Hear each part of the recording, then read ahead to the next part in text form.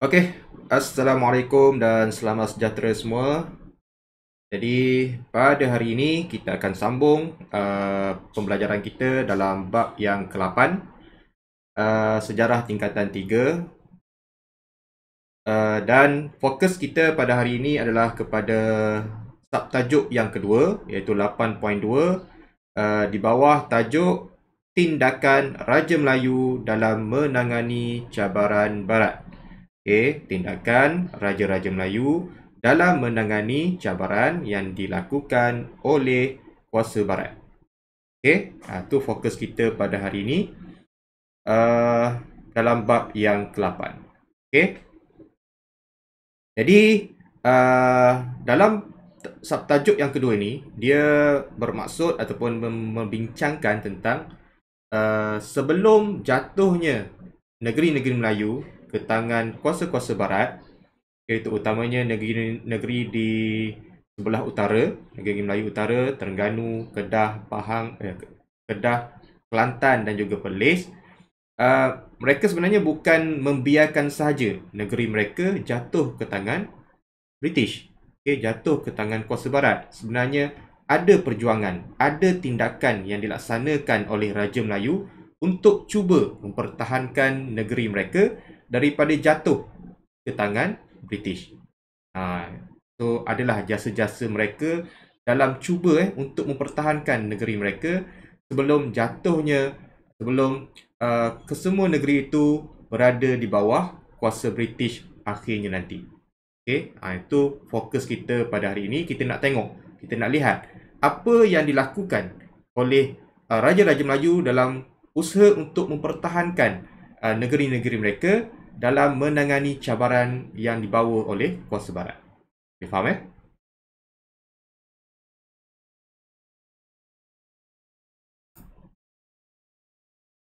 Okey. Jadi, apa tindakan yang dilakukan oleh Raja Melayu dalam cuba untuk mempertahankan ataupun cuba untuk menangani cabaran barat? So, kat bawah tu dalam slide ni menyatakan beberapa perkara yang dilakukan oleh Raja Melayu dalam menangani cabaran barat. Iaitu yang pertama, keengganan pemerintah negeri-negeri Melayu untuk menerima penasihat British. Maknanya semasa British cuba masuk ke negeri-negeri Melayu atau utamanya negeri-negeri Melayu Utara, dalam negeri-negeri Melayu tidak bersekutu, mereka sebenarnya bukan ikut saja. Mereka sebenarnya menentang. Menentang dan tidak menerima penasihat British yang cuba diletakkan di setiap negeri. Itu yang pertama. Nanti kita akan bincang satu persatu. Yang kedua adalah tuntutan Raja Melayu melalui Durba. Kita tengok apa itu Durba, dan melalui Durba mereka menuntut hak mereka, mereka menuntut apa yang mereka perlukan di setiap negeri. Dalam keengganan pemerintah negeri untuk menerima penasihat British, kita akan bincang dalam dua perkara. Iaitu yang pertama, Raja menerajui pemodenan negeri, mereka memodernkan negeri mereka. Dan yang kedua, mereka menggubal undang-undang tubuh kerajaan negeri. Ada beberapa buah negeri telah menggubal beberapa undang-undang tubuh untuk cuba mempertahankan kedaulatan negeri mereka. Manakala melalui tuntutan Raja Melayu melalui Durba, kita akan lihat yang mana Raja-Raja Melayu melaksanakan diplomasi. Mereka bukan menentang British secara kekerasan. Mereka cuba menggunakan cara yang bijaksana, cara yang berhemah, iaitu melalui diplomasi dalam menangani tekanan yang dibawa oleh British.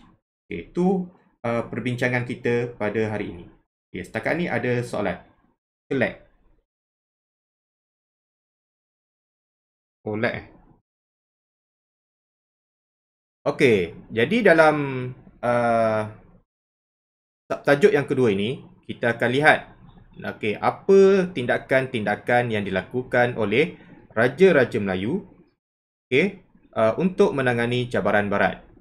Ada beberapa perkara, beberapa tindakan yang mereka lakukan. Ada dua tindakan utama dan beberapa tindakan susulan. Dua tindakan utama yang dilakukan oleh Raja Melayu adalah yang pertama, keengganan pemerintah negeri Melayu untuk menerima penasihat British.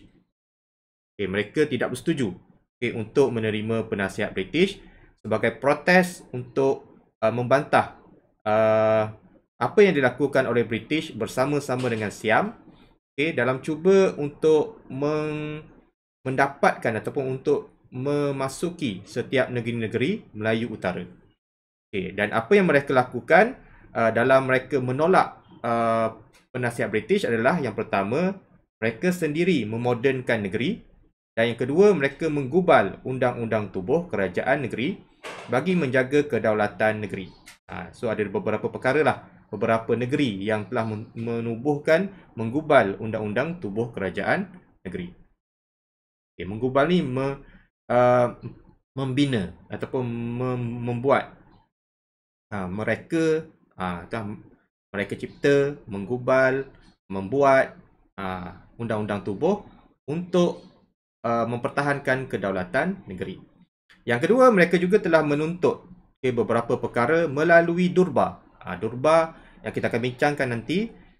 Durba ni seperti macam mesyuarat lah. Mesyuarat perjumpaan Raja-Raja Melayu bersama dengan British, dan mereka menuntut beberapa perkara untuk mempertahankan kedaulatan negeri mereka, untuk mengembalikan semula kedaulatan negeri mereka, dan tidak hanya menurut apa yang dilakukan oleh British.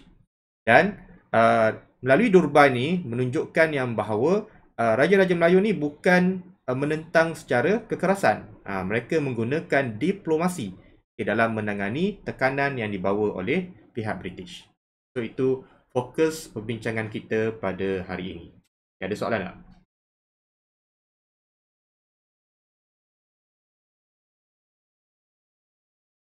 Okay, kita teruskan. Yang pertama sekali kita lihat tuntutan Raja Melayu melalui Durba. Apa itu Durba? First sekali kita nak tengok apa itu Durba. Durba merupakan wadah pertemuan antara Raja-Raja Melayu dengan British. Durba merupakan satu bentuk, wadah ni satu bentuk pertemuan, perjumpaan yang dilaksanakan antara Raja-Raja Melayu dengan British. Jadi mereka berjumpa, mereka berbincang melalui satu perjumpaan yang dikenali sebagai Durba. Boleh faham? Yang mana Raja-Raja Melayu berperanan sebagai juru bicara, suara pembela nasib dan melindungi kepentingan bangsa Melayu. Dalam Durba ini, Raja Melayu membawa membawa segala tuntutan-tuntutan yang disuarakan oleh rakyat di setiap negeri mereka kepada British untuk dilaksanakan. Itu adalah peranan Raja Melayu dalam Durba. Dia bukan hanya bersetuju, tapi mereka menuntut apa yang mereka nak, apa yang rakyat nak, mereka tuntut supaya dilaksanakan oleh British di setiap negeri. Dan peranan raja melalui Durba melambangkan kepekaan dan tanggungjawab raja sebagai pelindung kepada rakyat.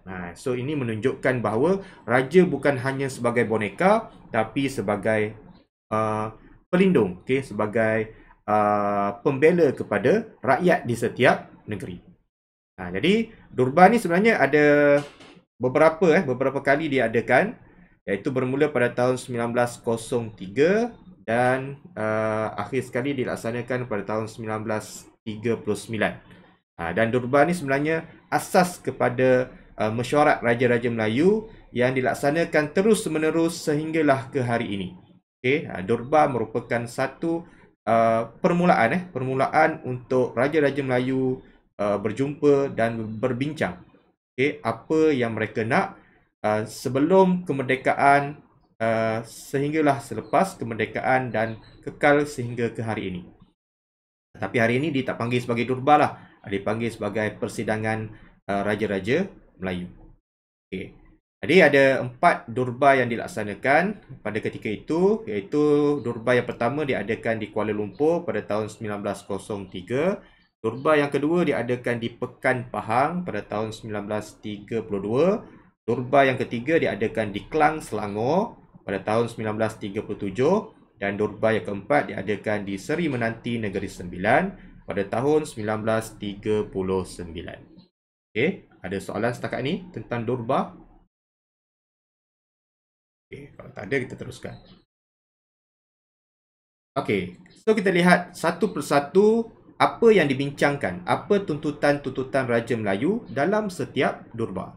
Okey, kita bermula dengan Durbar di Kuala Lumpur pada tahun 1903, yang mana Sultan Idris Mursyidul Azam Shah, iaitu Sultan Perak ketika itu, mengkritik pemusatan kuasa Residen Jeneral. Mereka menuntut, mereka menyuarakan hak mereka, mereka menyuarakan pandangan mereka. Berani kerana benar. Inilah suara yang kita perlukan daripada pemerintah, suara yang kita perlukan daripada seorang raja untuk mempertahankan negeri mereka, untuk mempertahankan rakyat mereka. Dalam Durbar yang pertama ini juga, Raja-Raja Melayu telah mendesak mengembalikan semula kuasa Raja-Raja Melayu dan bilangan pegawai Melayu dalam khidmatan Kerajaan Persekutuan ditambah dan dilantik ke jawatan-jawatan yang tinggi. Mereka nakkan supaya rakyat Tanah Melayu menjadi pegawai dalam jawatan yang tinggi, bukan hanya pegawai British yang menjawat jawatan yang tinggi.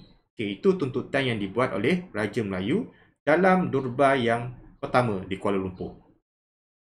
Selain itu juga, Tuanku Muhammad Ibni Tuanku Antah yang di-Pertuan Besar Negeri Sembilan menuntut bahasa Melayu dijadikan sebagai bahasa rasmi persekutuan, bukan menggunakan bahasa Inggeris. Itu perkara-perkara yang dituntut dalam Durbar di Kuala Lumpur. Manakala Durbar yang kedua yang diadakan di Pekan Pahang pada tahun 1932, Sultan Iskandar Shah, Sultan Perak juga, mendesak kuasa raja dan majlis negeri dikembalikan. Bukannya hanya sebagai boneka, bukan hanya duduk sahaja di istana, tapi ada peranan, ada kuasa. Contohnya seperti hak untuk mengutip cukai, bukan diserahkan kepada penasihat, tapi dikembalikan semula kepada Raja-Raja Melayu seperti sebelum British masuk ke tanah Melayu. Itu yang dikehendaki oleh Sultan Iskandar Shah. Manakala dalam Durbar yang ketiga di Kelang Selangor pada tahun 1937, Tuanku Abdul Rahman yang di-Pertuan Besar Negeri Sembilan ketika itu telah menggesa British untuk memberi peluang kepada buruh dari alam Melayu menggantikan buruh yang datang dari negara China dan juga dari negara India. Dan Sultan Abu Bakar Riyatuddin Al-Muazzam Shah pula, iaitu Sultan Pahang, telah mendesak British memberi perhatian kepada masalah orang Melayu yang tiada pekerjaan dan tiada tanah.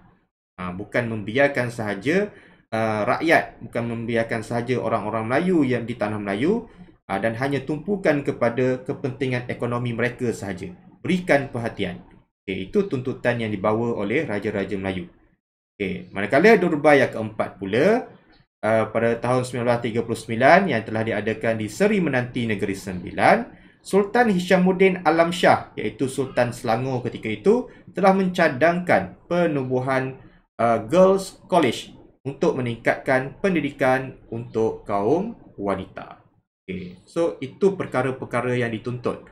Maknanya ada usaha, ada usaha daripada Raja-Raja Melayu bagi membela nasib rakyat, bagi mempertahankan rakyat, mempertahankan kedaulatan negara mereka, dan bukan hanya sebagai boneka, bukan sebagai orang suruhan saja kepada British, tapi berperanan sebagai seorang raja yang menjaga kebajikan rakyat mereka.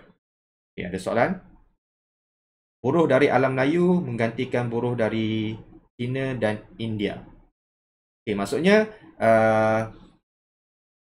apa tadi Sultan Tuanku Abdul Rahman Tuanku Abdul Rahman ni dia minta supaya British ambil buruh-buruh, pekerja-pekerja dari sekitar alam Melayu. Tak perlu ambil daripada negara China, tak perlu ambil daripada negara India. Alam Melayu ni contohnya ambil daripada Indonesia, ambil daripada Vietnam, ambil daripada Myanmar, ambil daripada negeri-negeri sekitar dalam kepulauan alam Melayu untuk dijadikan pekerja yang bekerja di Tanah Melayu. Faham? Yuzwan?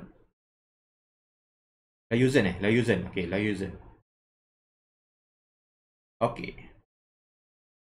Kita teruskan. Okey, itu yang pertama Manakala yang kedua, perkara tindakan yang dilakukan oleh Raja-Raja Melayu adalah diplomasi. Diplomasi dalam menangani tekanan British. Dalam mereka menubuhkan Durbar, dan dalam Durbar itu mereka telah berbincang. Perbincangan itu dilaksanakan secara diplomasi. Diplomasi yang baik ditunjukkan oleh pemerintah Johor dan Terengganu. Contohnya, yang mana kebijaksanaan diplomasi ini menyebabkan Johor dan Terengganu telah menyekat kemasukan British dan mengekalkan kedaulatan negeri. So, diplomasi yang baik ini telah ditunjukkan, contoh telah ditunjukkan oleh Johor dan Terengganu, yang mana mereka banyak melaksanakan diplomasi dalam berhubung, dalam menjalinkan perhubungan dengan kuasa barat, terutamanya British. Mereka mengadakan hubungan baik dengan pemerintah British. Mereka banyak membantu British dalam menangani masalah-masalah di sekitar Kepulauan Alam Melayu. Pemerintah Johor ketika itu adalah Sultan Abu Bakar, dan di Terengganu dilaksanakan oleh Sultan Zainal Abidin III. Ketika itu dalam melaksanakan diplomasi. Apa diplomasi yang dilakukan? Tengok. Kita lihat apa yang dilaksanakan. Kita lihat dulu Sultan Abu Bakar dari Johor. Kaedah diplomasi yang dilaksanakan adalah baginda telah menjalinkan hubungan yang baik dengan negeri-negeri Selat. Dia bukan menentang secara kekerasan, bukan pergi serang negara-negara yang lain, bukan pergi serang negeri-negeri lain, tapi melaksanakan hubungan yang baik dengan negeri-negeri Selat. Yang mana Teluk Belanga. Teluk Belanga ni di Singapura dikekalkan sebagai milik Kesultanan Johor. Bila kita rujuk balik dalam bab yang kedua, semasa penubuhan negeri-negeri Selat, Singapura asalnya dalam negeri Johor. Negeri Johor. Dan pemerintahan Singapura diserahkan kepada British, kecuali di kawasan Teluk Belanga saja yang masih ketika itu menjadi pusat pemerintahan kerajaan Johor. Dan baginda dan kerabat menetap di Singapura sebelum berpindah ke Johor pada tahun 1889. Jadi adanya hubungan yang baik di antara Johor dengan negeri-negeri Selat. Itu yang pertama. Yang kedua, kaedah diplomasi yang dilaksanakan oleh Sultan Abu Bakar ialah baginda kerap melakukan kunjungan ke England. Dia banyak melawat England, pergi ke England, melawat Ratu England, dan baginda telah dikurniakan gelaran Maharaja Johor pada tahun 1858 oleh Ratu England. Dan baginda banyak meredakan tekanan Gubernur Negeri Selat, banyak membantu Gubernur Negeri Selat dalam melaksanakan pemerintahan di negeri-negeri Selat dan menyelesaikan beberapa pertikaian di negeri-negeri Melayu. Kalau ada negeri yang bermasalah dengan British, Sultan Abu Bakar sebagai orang tengah untuk meredakan, meredakan ni macam menyelesaikan menyelesaikan tekanan. Meredakan ni merendahkan tekanan. Bukan meningkatkan lagi tekanan British. Dia merendahkan lagi tekanan. Meredakan ni macam ke arah yang tidak ada. Settle, betul Ganesh. Settle masalah yang dibuat oleh Gubernur negeri-negeri Selat. Faham?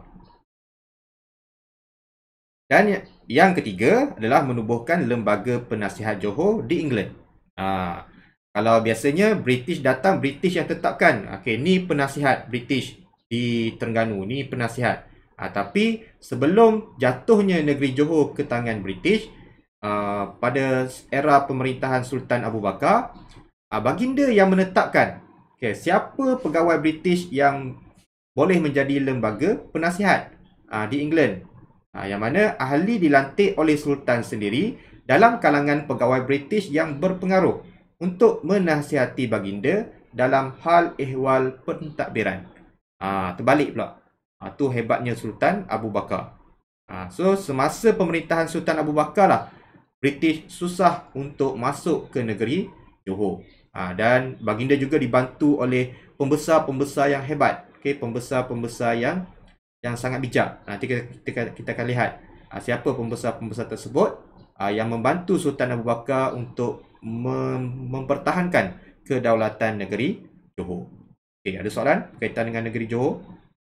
Kaedah diplomasi. Okey. Kalau begitu kita lihat pula Terengganu. Okey.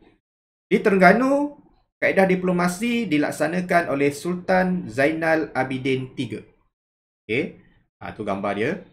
Yang mana kaedah diplomasi yang dilaksanakan ialah baginda menggunakan kebijaksanaan dalam rundingan. Yang mana baginda berani untuk mempertahankan kedaulatan negeri. Bukan menerima sahaja. Contohnya selepas perjanjian Bangkok. Selepas perjanjian Bangkok, apabila British dan Siam bersetuju untuk menyerahkan Terengganu kepada British, baginda bukan bersetuju terus. Baginda menentang, tidak bersetuju, dan menganggap sebagai perjanjian itu tidak sah kerana tidak dipanggil untuk melaksana ataupun dipanggil untuk berbincang tentang penyerahan Terengganu kepada British. Dan baginda berunding dengan Gubernur Negeri Selat selepas perjanjian Bangkok. Dia bukan serah macam tu je. Dia pergi jumpa dengan Gubernur Negeri Selat dan bincang. Bincang tentang apa sebenarnya yang berlaku. Apa sebenarnya dan apa tindakan yang perlu dilakukan oleh British ke atas negeri Terengganu. Yang kedua adalah kaedah diplomasi. Kaedah diplomasi yang kedua ialah Perjanjian British Terengganu 1910. Yang mana dalam perjanjian ini telah meminda perjanjian Bangkok dan mendesak British mengakui Terengganu sebagai negeri yang merdeka dan Terengganu menerima wakil British yang tiada kuasa dalam pentadbiran, dan perjanjian ini menzahirkan sifat arif Sultan mempertahankan kedaulatan negeri. Dan semasa ketika ini jugalah Sultan telah menggubal Undang-Undang Tubuh Kerajaan Terengganu.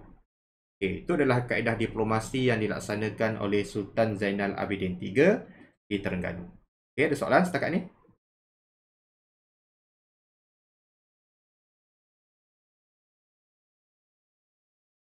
Tak ada. Kita teruskan.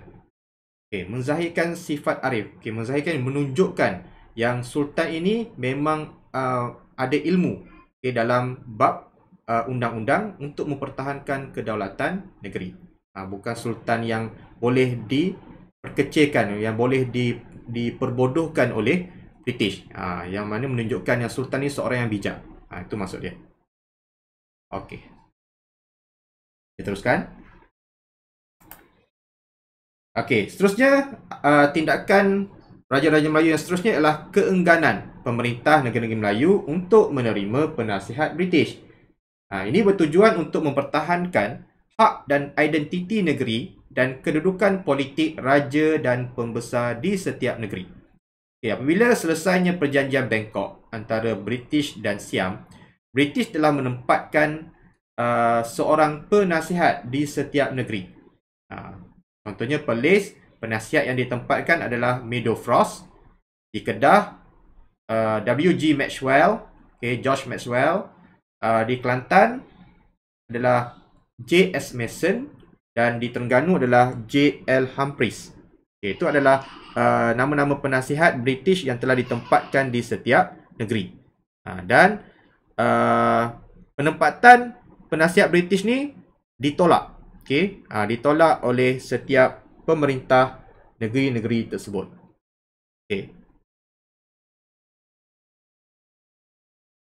Kita lihat satu persatu. Penasihat British di Kedah. Kita lihat dulu di negeri Kedah. Penasihat British pertama di Kedah adalah W.G. Maxwell, yang telah ditempatkan pada 15 Julai 1909.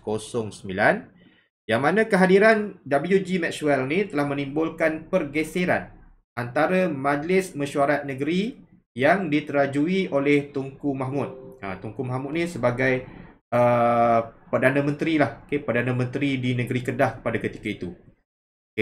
Dan konflik berpunca daripada tindakan W.G. Maxwell melampaui campur tangan dalam urusan pentadbiran negeri dengan menjadikan bahasa Inggeris dalam surat rasmi dan mengibarkan bendera Union Jack di negeri Kedah. Okay. Dan konflik ini telah membawa kepada perjanjian Kedah British pada 1 November 1923 dan berjaya untuk mengekalkan identiti sebagai negeri Melayu. Tunku Mahmud ni usaha juga, berusaha untuk mempertahankan kedaulatan negeri Melayu.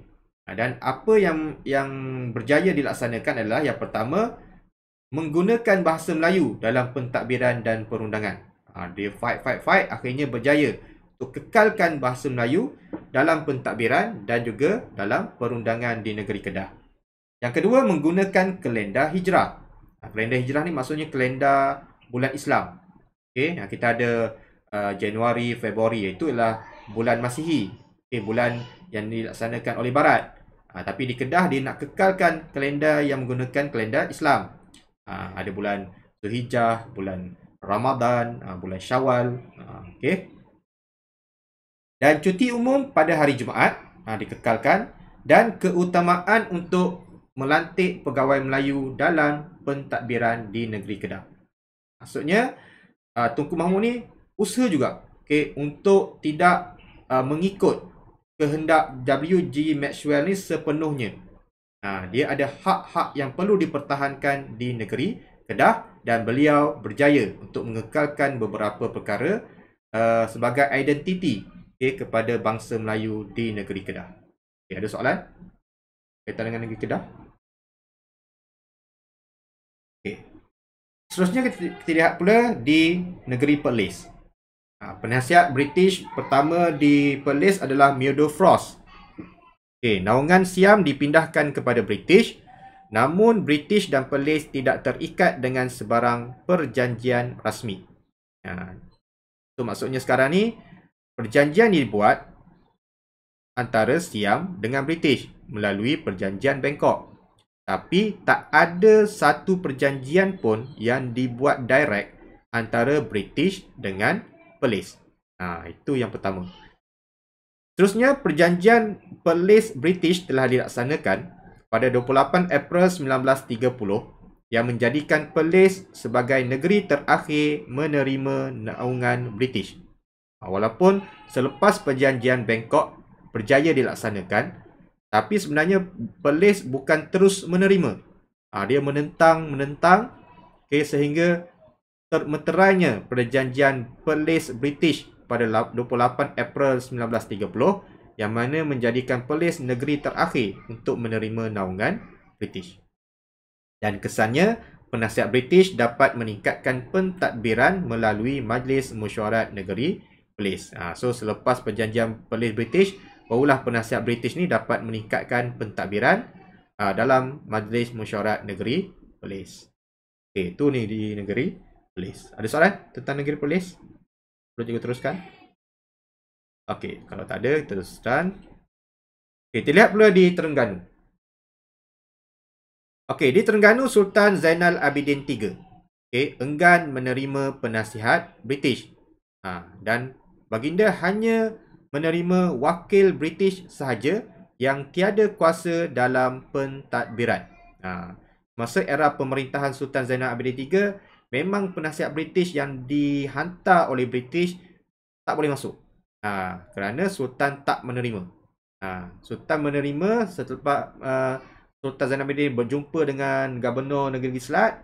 Baginda hanya menerima seorang wakil British yang mana wakil tersebut tidak ada kuasa dalam sebarang urusan pentadbiran. Itu sahaja yang diterima oleh Sultan Zainal Abidin III. Dan penguasaan British dalam pentadbiran Terengganu berlaku selepas kemangkatan baginda. Selepas beliau mangkat, baginda mangkat, baginda meninggal dunia, barulah British boleh masuk ke negeri Terengganu. Sultan Muhammad II yang menggantikan Sultan Zainal Abidin III telah didesak untuk menandatangani perjanjian Terengganu British pada 24 Mei 1919, dan wakil British telah ditukar menjadi penasihat British yang membolehkan British campur tangan dalam hal pentadbiran negeri kecuali agama Islam dan adat istiadat sahaja. Dan selepas perjanjian tersebut, Terengganu menerima J.L. Humphreys sebagai penasihat British yang pertama, dan Sultan Muhammad II lebih banyak berunding dengan pembesar, menimbulkan kemarahan British yang dianggap sebagai penghalang dasar British. Sultan Muhammad II ni cuba untuk mengembalikan semula kedaulatan negeri Terengganu dengan banyak berunding dengan pembesar-pembesar, tapi itu telah menimbulkan kemarahan kepada British yang telah dianggap sebagai penghalang kepada dasar-dasar British yang dilaksanakan di negeri Terengganu. Dan akhirnya baginda turun takhta dan digantikan dengan Sultan Sulaiman Badrul Alam Shah. Itu cerita di Terengganu. Okay, boleh faham? Maksudnya kat sini, British hanya boleh berkuasa penuh di Terengganu selepas kemangkatan Sultan Zainal Abidin III. Okay, barulah British berjaya untuk menguasai Terengganu dan menempatkan J.L. Humphreys sebagai penasihat pertama British. Okay. Manakala di negeri Kelantan pula, Sultan Muhammad keempat tidak menerima perjanjian Bangkok. Semua sultan termasuk Sultan Kelantan tidak menerima perjanjian Bangkok. British berunding dengan baginda untuk mewujudkan perjanjian pada tahun 1910. Dan antara kandungan perjanjiannya adalah J.S. Mason dilantik sebagai penasihat British. Nasihat perlu diikuti kecuali agama Islam dan adat Melayu, dan tidak dibenarkan membuat hubungan luar tanpa melalui penasihat British. Itu antara kandungan perjanjian yang dilaksanakan antara British dengan Sultan Muhammad keempat di negeri Kelantan. Okay.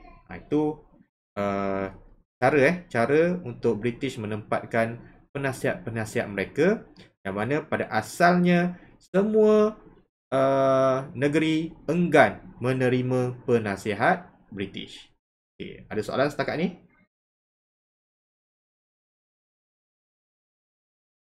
Okay, dia faham ya? Okey, kita teruskan.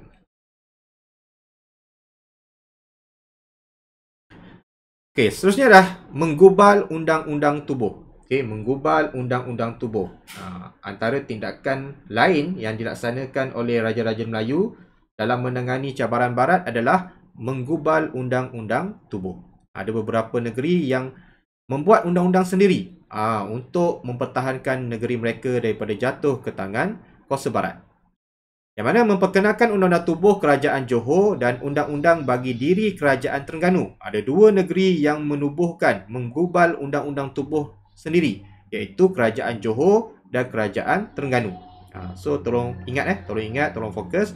Ini adalah dua kerajaan yang telah menggubal undang-undang tubuh kerajaan. Dokumen perjanjian bertulis tentang pembentukan secara rasmi dasar pemerintahan negeri Melayu dan memperkukuhkan kuasa pemerintah negeri dan menghalang kuasa asing mencampuri urusan pentadbiran negeri. Antara intipati, antara isi yang terkandung dalam undang-undang tubuh tersebut adalah memperkukuhkan kuasa pemerintahan negeri dan menghalang kuasa asing daripada mencampuri urusan pentadbiran negeri. Okay, itu adalah berkaitan dengan undang-undang tubuh kerajaan. Okay, kita lihat dulu undang-undang tubuh kerajaan Johor. Okay, dimasyurkan oleh Sultan Abu Bakar pada 14 April 1895, yang mana menjadikan Johor negeri pertama mengamalkan sistem raja berperlembagaan dan mempunyai unsur demokratik. Okay, mempunyai unsur demokratik. Tujuan penggubalan iaitu yang pertama mengimbangi kuasa British, yang kedua mempertahankan identiti negeri. Okay. Dan antara kandungan yang terkandung demokratik. Demokratik ni adalah demokrasi, unsur demokrasi. Demokrasi ni contohnya dalam kita nak memilih pemimpin, kita lihat dulu undian. Okay, adakah rakyat bersetuju? Kalau majoriti rakyat bersetuju, kita laksanakan. Kalau tak setuju, kita tak laksanakan. Itu kita panggil demokratik. Bukan hanya suara raja saja yang diambil kira, ambil kira juga pandangan pembesar-pembesar dan juga pandangan rakyat tentang apa yang ingin dilaksanakan. So kita panggil itu sebagai unsur demokratik.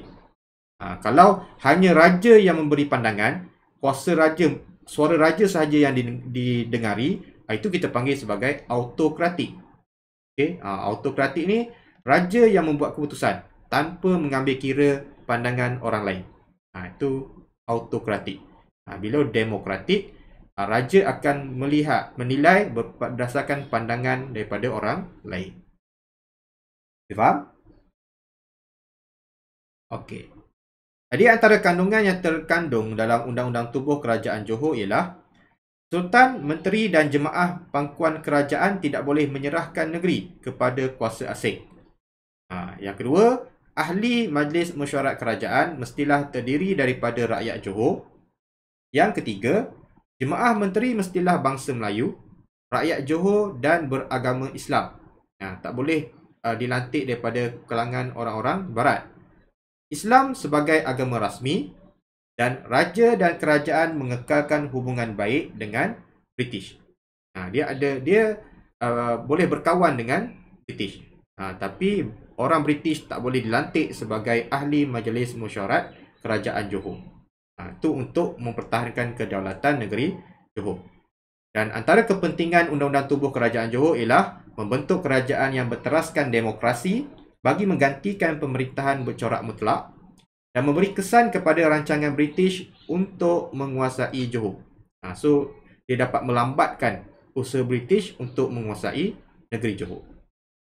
Okey, ada soalan berkaitan dengan Undang-Undang Tubuh Kerajaan Johor? Okey, so kita teruskan kepada Undang-Undang Bagi Diri Kerajaan Terengganu, yang mana telah digubal oleh Sultan Zainal Abidin III yang dikenali juga sebagai Itqan Al-Muluk bi Ta'dil Al-Suluk. Okey, itu adalah nama kepada Undang-Undang Tubuh Bagi Kerajaan Terengganu. Okey, cikgu minta take 5 kejap, ada urusan. Okey, take 5 sekejap Okey, kita teruskan.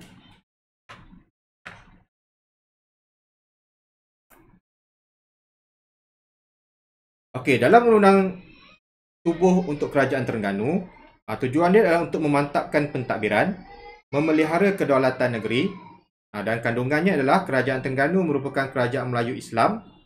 Islam merupakan asas perundangan negeri. Sultan tidak boleh menyerahkan negeri Terengganu kepada mana-mana kuasa asing. Sultan yang menyerahkan negeri kepada kuasa asing hendaklah turun dari takhta. Menteri besar mestilah beragama Islam dan rakyat negeri. Dan ahli mesyuarat negeri boleh terdiri daripada bukan beragama Islam tetapi masih lagi mestilah rakyat dari negeri Terengganu. Dan kepentingan Undang-Undang Tubuh ini kepada Kerajaan Terengganu ialah mengukuhkan perpaduan di kalangan raja, pembesar dan rakyat jelata dan menjadi benteng untuk menghalang campur tangan British. Jadi dia punya tujuan dan juga kandungannya lebih kurang samalah seperti yang terkandung dalam Undang-Undang Tubuh Bagi Kerajaan Johor. Okay, so dua negeri ini yang ada Undang-Undang Tubuh Kerajaan sendiri. Okay, jadi yang berbezanya adalah bagi negeri Terengganu dia ada nama undang-undang dia. Itqan Al-Muluk bi Ta'dil Al-Suluk. Itu diambil daripada bahasa Arab lah. Bagi menjelaskan Undang-Undang Tubuh Bagi Diri Kerajaan Terengganu. Okay, ada soalan setakat ni? Bercorak mutlak ni berkuasa mutlak. Okay, semua keputusan di tangan Sultan. Okay, itu berkuasa mutlak. Okey, kalau tak ada kita teruskan. Okey, seterusnya adalah Raja menerajui pemodenan negeri. Okey, pemodenan negeri adalah langkah menutup ruang campur tangan British. Kalau sebelum ni British menggunakan urusan untuk memodernkan negeri. Dia kata Sultan negeri ini mundur, negeri ini miskin, jadi dia masuk untuk memodernkan negeri. Jadi untuk menghalang British masuk ke tanah Melayu, raja sendiri menerajui untuk memodernkan negeri mereka sendiri. Dan pemodenan meliputi aspek politik seperti pentadbiran, ekonomi, seperti perwujudan beberapa jabatan kewangan, manakala aspek sosial berkaitan dengan pelajaran, kesihatan dan kebajikan rakyat. Dan kita lihat raja yang menerajui pemodenan negeri. Kalau di Johor dilaksanakan oleh Sultan Abu Bakar, di Kedah dilaksanakan oleh Sultan Abdul Hamid Shah, dan di Terengganu dilaksanakan oleh Sultan Zainal Abidin III. Ini antara negeri-negeri yang mempunyai kesedaran awal lah, yang dapat memodernkan negeri mereka bagi menghalang kuasa British menguasai setiap negeri mereka. Okey, terlihat di Johor, Sultan Abu Bakar digelar sebagai bapa pemodenan Johor. Banyak perkara-perkara yang dilakukan di Johor dilaksanakan semasa pemerintahan Sultan Abu Bakar. Contohnya, Sultan Abu Bakar ni dia banyak berkunjung ke England. Dilihat di England tu banyak perkara-perkara yang moden, jadi ditiru. Ditiru contohnya seperti membina pejabat pos, membina jalan raya, yang menampakkan negeri mereka tu kaya, mereka tu moden, seperti mana England. Itu dilaksanakan oleh Sultan Abu Bakar. Sebab itulah baginda digelar sebagai bapa pemodenan Johor. Dan baginda dibantu oleh pembesar-pembesar yang hebat, pembesar-pembesar yang berwibawa, seperti Datuk Jaafar bin Muhammad, iaitu Menteri Besar Johor ketika itu, Datuk Abdul Rahman bin Andak, Datuk Muhammad Saleh bin Perang, dan Datuk Muhammad Ibrahim bin Munshi Abdullah. Ini antara pembesar-pembesar Johor yang hebat, yang mana dapat membantu Sultan Abu Bakar untuk memodernkan Johor. Baginda menubuhkan pelbagai jabatan yang beroperasi dengan cekap dan berkesan sehingga British tidak berpeluang untuk campur tangan di negeri Johor. Itu adalah di negeri Johor. Manakala di negeri Kedah pula, Sultan Abdul Halim Hamid Shah digelar sebagai bapa Kedah moden. Baginda dibantu oleh pembesar berpengalaman yang memainkan peranan yang berkesan dalam pentadbiran seperti Tunku Abdul Aziz, Tunku Mahmud, Tunku Ibrahim dan Tunku Muhammad Samad, Wan Muhammad Samad, dan mewujudkan jabatan perbendaharaan, jabatan tanah dan ukur, jabatan audit, pejabat besar pos dan telekom, mahkamah keadilan dan pasukan polis Kedah. Itu perkara yang dilaksanakan di negeri Kedah dalam usaha untuk memodernkan negeri Kedah oleh Sultan Abdul Halim Hamid Shah. Manakala di Terengganu pula, audit, jabatan audit. Audit ni berkaitan dengan kita panggil apa? Akaun negeri. Jabatan audit akan uruskan pemasukan duit, pengeluaran duit, dalam segala urusan-urusan ekonomi di negeri Kedah. So kita panggil sebagai audit. Ada kaitan dengan bank. Di Terengganu pula, Sultan Zainal Abidin III telah menubuhkan jemaah mesyuarat kerajaan dan jemaah menteri bersama-sama yang di-Pertuan Muda Tengku Muhammad. Penubuhan jabatan seperti pejabat setiausaha keadilan, pejabat agama dan pelajaran, pejabat kerja raya dan pejabat suruhanjaya hutan, dan berjaya menghalang campur tangan British. Semuanya dilaksanakan semasa era pemerintahan sultan-sultan tersebut. Sebab itulah semasa pemerintahan sultan ini, British tak berjaya untuk menguasai setiap negeri. Sehinggalah mereka, baginda semua telah meninggal dunia, mangkat, barulah British berjaya untuk menguasai setiap negeri. Ada soalan?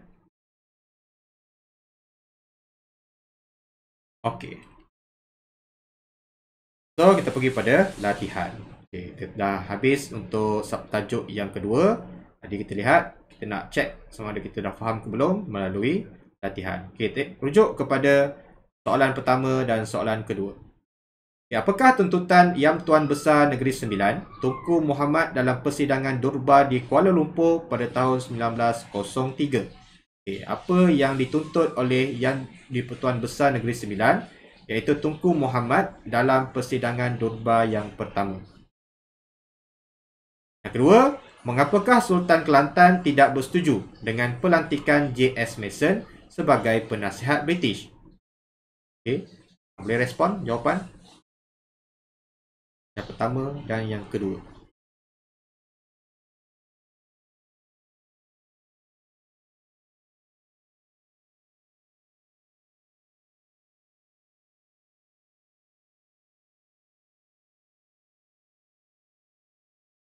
Okay, 1D.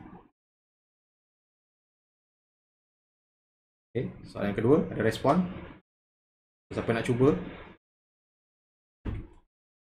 1D, 2A.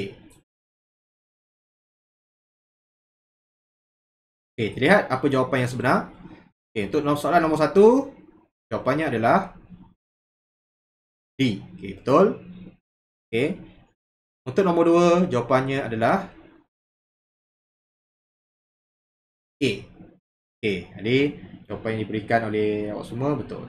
Okay, so dah faham tu. Okay, yang kedua. Terlihat soalan nombor 3 dan nombor 4. Okay, apakah isi kandungan Undang-Undang Tubuh Kerajaan Johor yang diisytiharkan pada 14 April 1895? Okay, isi kandungan Undang-Undang Tubuh Kerajaan Johor. Johor. Ada dua, Johor dan Terengganu. So, apa isi kandungan dalam Undang-Undang Tubuh Kerajaan Johor? 1. Raja dipilih melalui sistem giliran. 2. Cukai tanah dikuatkuasakan. 3. Islam sebagai agama rasmi. 4. Raja mestilah berbangsa Melayu. Okay, apa jawapan yang paling tepat? Okay, soalan nombor 4. Mengapakah undang-undang berikut digubal? Undang-Undang Tubuh Kerajaan Johor, Undang-Undang Bagi Diri Kerajaan Terengganu. Mengapa undang-undang ini digubal? Okay, boleh respon jawapan? Okay, 3D, 4B. Okay, so kita lihat apa jawapan sebenar yang diberikan. Okay, nombor 3D, betul. Okay, dan nombor 4 adalah B. Okay, clue dia, kalau ada berkaitan dengan undang-undang, jawapannya mestilah berkaitan dengan kedaulatan. Okay, untuk menjaga kedaulatan. Itu, carilah jawapan tersebut. Okay, seterusnya. Soalan yang kelima. Gambar berikut menunjukkan Duli Yang Maha Mulia, Duli Yang Mulia Sultan Abu Bakar, pemerintah yang menyumbang kepada pemodenan negeri Johor pada kurun ke-19. Bagaimanakah baginda menangani tekanan British? Bagaimanakah baginda menangani tekanan British? A. Amalan berdiplomasi. B. Mengadakan perjanjian. C. Melantik pegawai barat dalam pentadbiran.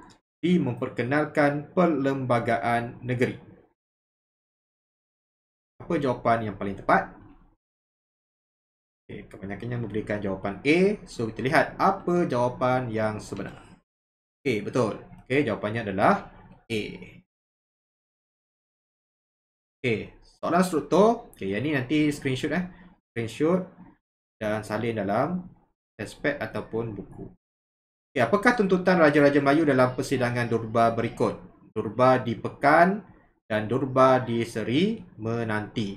Okay. So, antara perkara yang dituntut adalah di Pekan, Sultan Iskandar Shah mendesak kuasa Raja dan Majlis Negeri dikembalikan. Manakala di Seri Menanti Negeri Sembilan, Sultan Hishamuddin Alam Shah telah mencadangkan penubuhan Girls College untuk meningkatkan pendidikan kaum wanita. Okay, screenshot. Okay. Seterusnya, senaraikan penasihat British yang dilantik di negeri-negeri Melayu Utara selepas Perjanjian Bangkok 1909. Okay, di Kedah, Perlis, Kelantan, Terengganu. Okay, di Kedah adalah W.G. Maxwell, di Perlis, Theodore Frost, di Kelantan, J.S. Mason, dan yang keempat, J.L. Humphreys. Okay, screenshot dan salin dalam buku ataupun testpad. Okay. Yang ketiga. Gambar 1 dan 2 menunjukkan undang-undang tubuh. Nyatakan kandungan perlembagaan tersebut. Okay, di Johor dan di Terengganu. Okay, jawab. Guru memberikan bimbingan kepada pelajar menjawab berdasarkan isi dan fakta yang diberi. Okay, ini diberi dalam poin, awak buat dalam bentuk esei. Okay. Untuk kerajaan Johor, okay, ini kandungan dia, antara kandungan dia. Dan untuk kerajaan Terengganu, ini kandungan dia. Okay, sebab diberikan dua gambar, satu Johor, satu Terengganu. So, jawapan pun mesti ada yang Johor, mesti ada yang Terengganu. Jadi, awak tengok bergantung kepada markah. Markah kalau 8, 8 banyak 4 dari Johor, 4 markah daripada Terengganu. Kalau 6, 3 daripada Johor, 3 daripada Terengganu. Okay, boleh screenshot.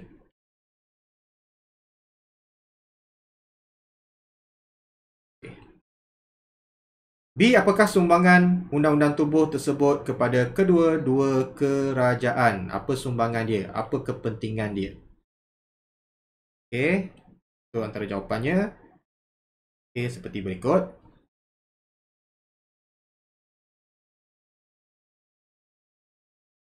Okey. Boleh screenshot.